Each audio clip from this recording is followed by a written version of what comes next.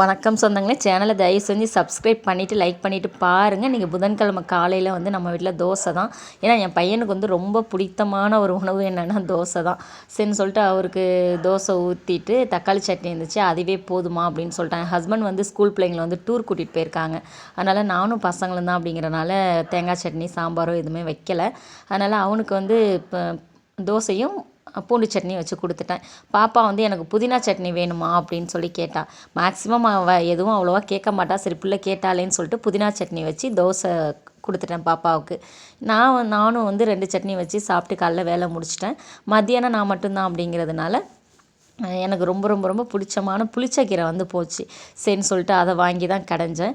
எங்கள் தஞ்சாவூரில் வந்து பார்த்திங்கன்னா புளிச்சக்கீரை அப்படின்னு தான் சொல்லுவாங்க. அந்த கீரைக்கு உங்கள் ஊரில் என்ன பேர் அப்படிங்கிறத மறக்காமல் சொல்லுங்கள்.